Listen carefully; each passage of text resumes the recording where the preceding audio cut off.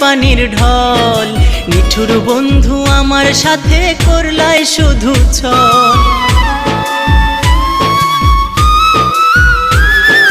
জোয়ার কালে শুকনা গাঙে নামে পানির ঢল। নিঠুর বন্ধু আমার সাথে করলাই শুধু ছল।